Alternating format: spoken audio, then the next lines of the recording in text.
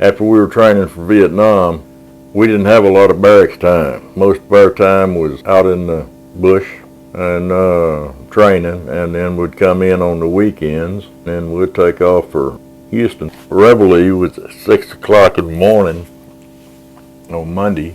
If we got back before 5:50, we left Houston too soon. But it was it's just those kind of trips, man. And, it's amazing any of us survived the trips, let alone Vietnam.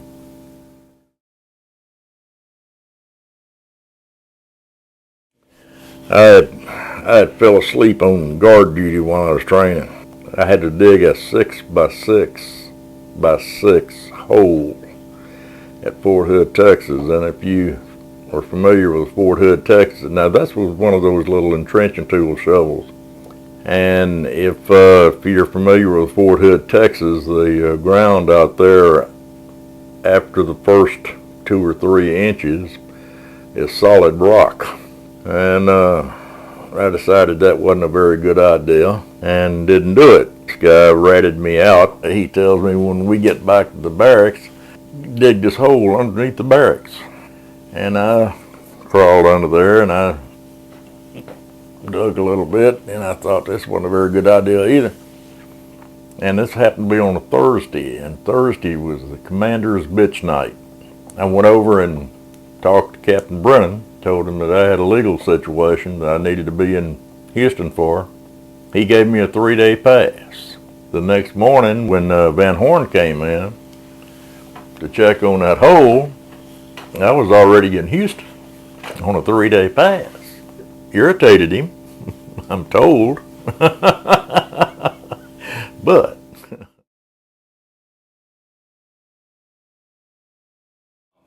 well, we all knew that we were going to go, and in fact, we were told we were going to go before we did, all right, because we were pretty much packed up and ready to go when the 6-day war broke out with Israel and Egypt. We're told we were put on hold. And at that time, we wasn't sure if we were going to the desert or to Vietnam. But then when in September, we loaded up and headed for Vietnam. Well, I'm going to tell you what, that ship was a trip. My goodness. Well, I've never been seasick or airsick, and I'm not saying I can't get that way. I'm just saying I never have been. But they put us down in the hold of that ship, all right, and I took one look at that, and buddy, those beds on the chains, all right, only about this far apart, and I mean all the way from the floor to the ceiling. And I took one look at that, and I started scrambling, and I got me a top bunk. Of course, my nose was about that far from a pipe, but that poor guy on the floor, man, all through the night, these guys would be sick, and and he woke up every morning covered up in it. And this was for probably the first 10 days. First the 6 was on the front of the ship, and the 46 was on the back. And the mess hall was in the, or I think the Navy like to call it the galley or something, but anyway, it was in the middle. Up and go to breakfast, and then after breakfast, instead of going back to the right where they're issuing duty, all right, clean up, people having to clean up all this stuff, I'd go to the left and go down and hang out with my buddies in the 46th. And I did that all the way to Vietnam. But at that time, I didn't figure they could do a lot to me. I didn't have much rank, and they were sending me to Vietnam. I didn't know what else they thought they gonna do to me. So I just didn't participate on on the ship ride. Oh God, yeah. Oh, You know, I always thought that you had to say something about greasy pork chops or something like that to make somebody sick. But no, you could see them. You could see them coming a mile away. They got that bag right there in front of them, and they're taking little shuffle steps. And all you got to do is speak to them. Just say, "How's it going, man?" Ugh! Yeah, it was a mess. It was a mess.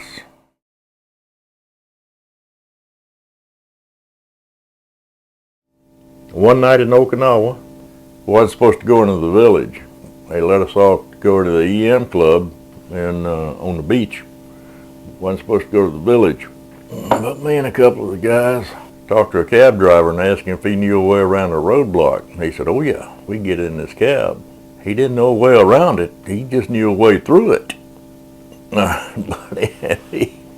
And by the time the night was over, probably at least 2/3 of the ship was in that village. They sent buses up to load people up and bring them back.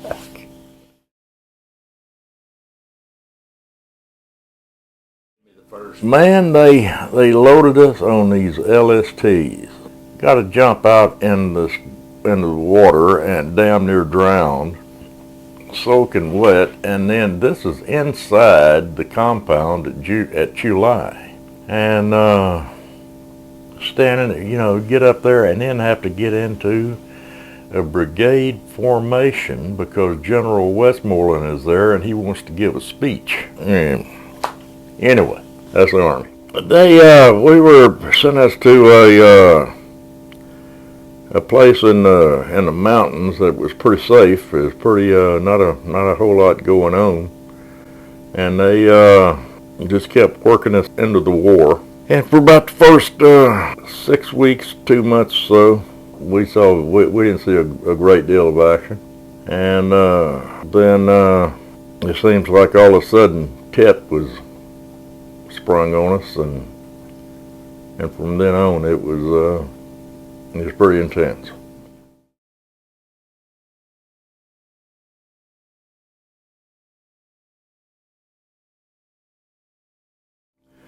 Rice paddy, and it was you had probably 150, 200 yards across this rice paddy from a cemetery to a hedgerow. That's where it's my understanding that A Company and Charlie Company was coming across the rice paddy, and they were set up in the hedgerow.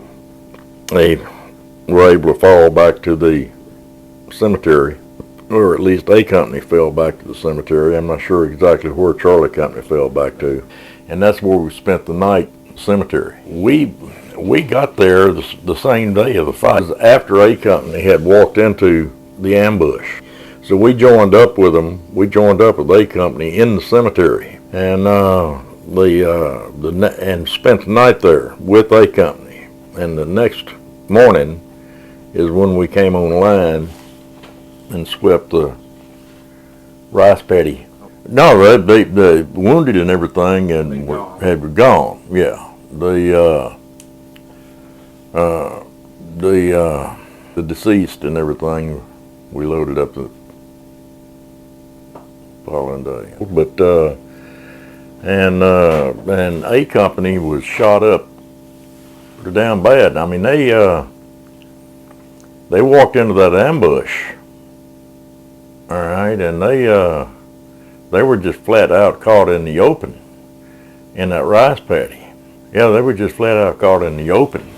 But nobody had any idea, I don't think. Of course, I wasn't in that end of the intelligence end, but I don't think nobody had any idea that a force of that size had moved into that area, and and the whole TEP thing caught everybody by surprise.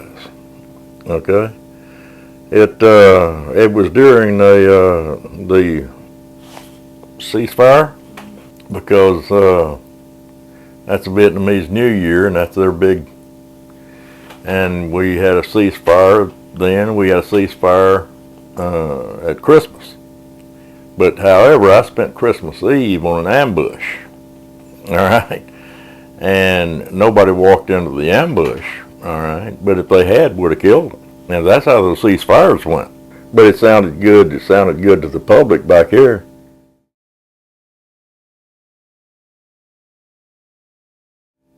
I had a bullet pinged off the top of my steel pot, off the top of my helmet. All right. If I wasn't wearing a helmet, I guess it went right over my head. And it's funny how your sense of humor and everything. Of course, I didn't think it was funny, but Davila did. All right. And then the next day, I got a gas mask shot. But it's just a matter of inches higher, a matter of inches. And out of the 7 that used to get in Elk Harbor every weekend, I'm the only one to come out in one piece. Everybody else was shot up bad enough to be sent back and one killed.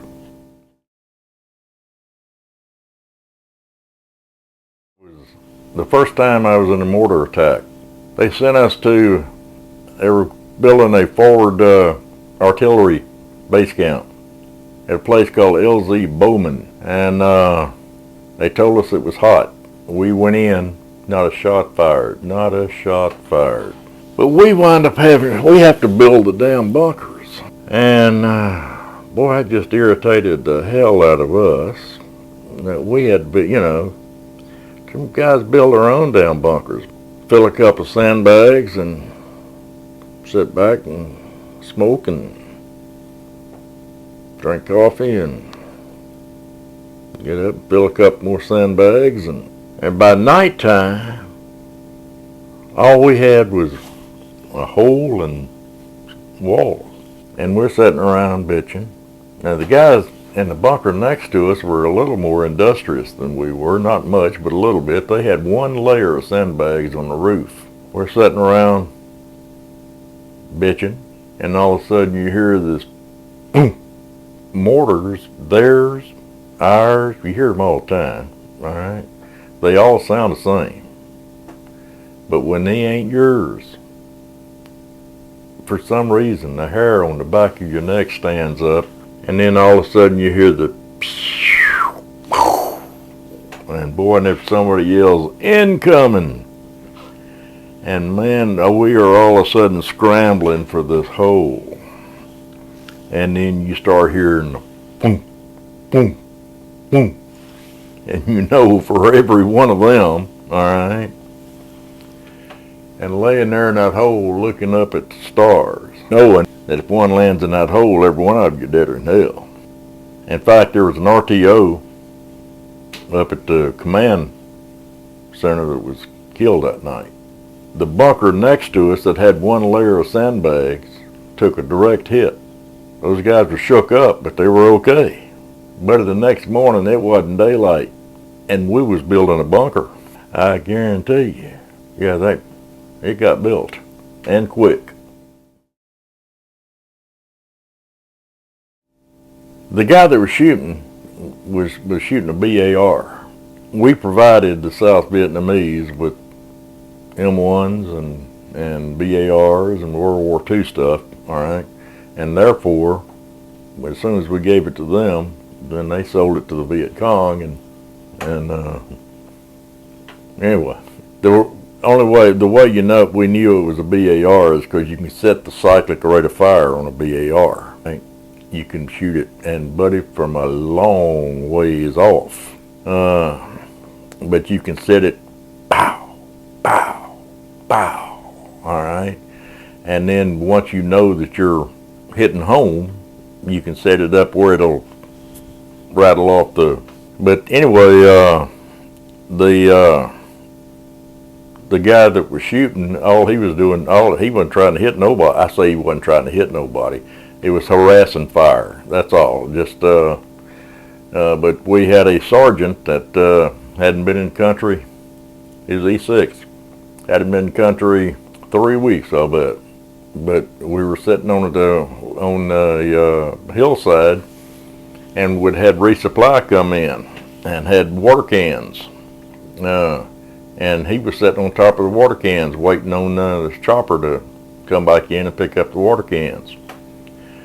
And he got hit, and I got a gas mask shot. But once that guy knew that he was hitting that hillside, then he slammed it home. Of course, we took off, but it was so far away that we never even figured out exactly where he was shooting from.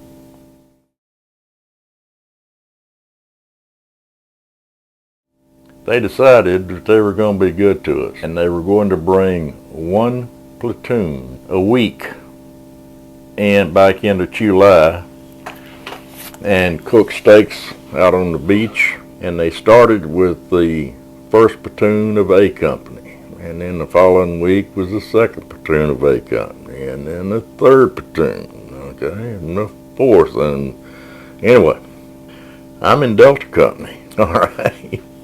It finally got around to our turn, okay, and they brought a Chinook out to pick us up, and God, I hated them.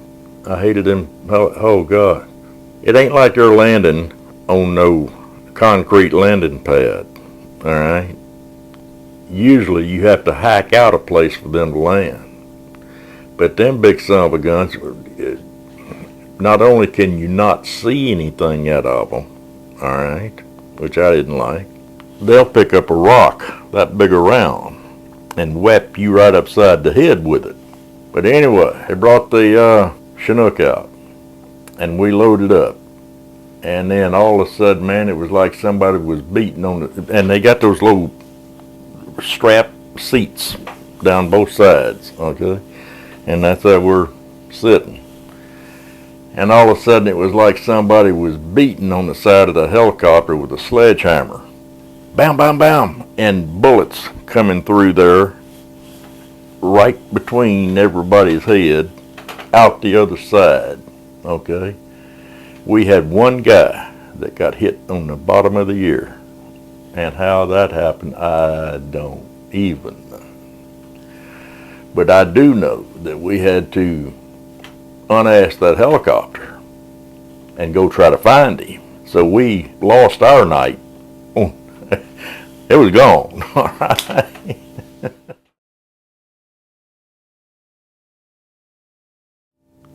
I came back from R&R, and I walked back into the company area, and the company had just been involved in a pretty good firefight. An emergency ammo resupply was going out. And boy, it was just a matter of, here's your shit, get on that chopper and go, all right? This thing, of course the choppers over there didn't have doors, but this thing is so full of ammo and stuff, I can't even hold my rifle. It's laying back on my rucksack, and my rifle's laying back on top of all this stuff. I'm sitting with my feet over the edge, and holding on to where the door would have normally gone, and we're headed out. I'm sitting here looking down, and all of a sudden I see this little guy down there with an AK. All right, man, I started screaming for a door gunner. Well, then he opens up, all right, and the pilot starts working these weird gyrations to keep him having a good pattern. And man, one minute you're sitting there like looking straight down, makes me look straight up, and well, the company is set up on the side of a mountain, on a plateau on the side of this mountain. And this son of a gun those pilots were amazing. I'm telling you, amazing. But he takes off up this ravine in the mountains there, and I'm telling you, Donnie, the blades didn't look like they were missing them trees on both sides this far. And man, he shoots up that mountain, and then all of a sudden just shudders down to this plateau, all right, where the company is set up. And I was off that chopper like a shot, all right. But I got to thinking about it later, and I thought, you know, if I could be absolutely 100% guaranteed to live through that, I'd like to do it again. But I have to be absolutely 100% guaranteed I'd live through it. But yeah, that was the damnedest helicopter ride I was.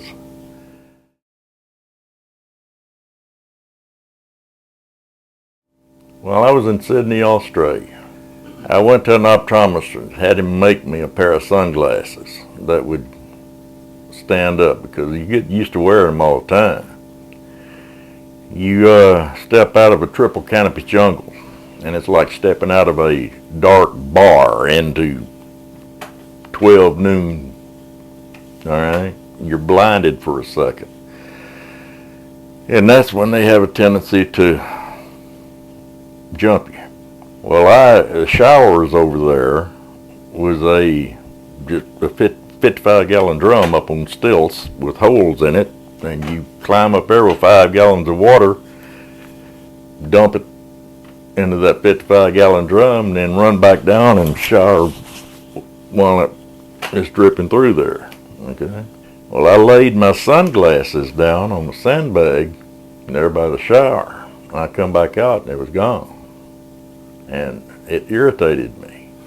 Well, they had Vietnamese civilians working in the base camp, filling sandbags, pulling KP, this and that, and the other. And I made it a point to be where they loaded them up to go on the deuce and a half, take them back down to the village. And this little guy come by sporting my sunglasses. And I snatched them off of him, and he just stuck his old head out and says, "Hit me." But in the base camp, if GI hits him, the GI will get in trouble. Well, man, everything I had been through for the last year welled up in me, and I don't think he would ever tell another GI to hit him. Because, buddy, I clocked him, split him. They picked him up, he's like a dish rag, carried him to the aid station.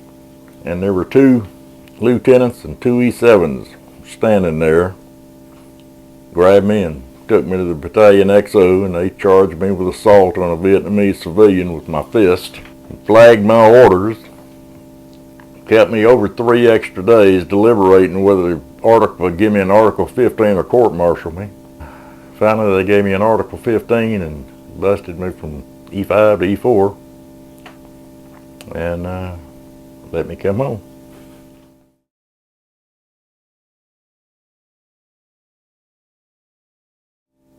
You know, I don't watch war movies. Used to, when I was a youngster, I'd loved them, but they make me mad.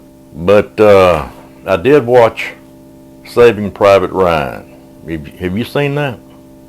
What I can really associate there in that movie is when they found him, he knew that his outfit and his buddies were just about to be in a serious fight, and he refused to leave. That I could understand. I couldn't have no more run out on one of these guys that we're talking about here than I could one of my own family. It just makes me extremely proud just to have my name mentioned with those guys. It is,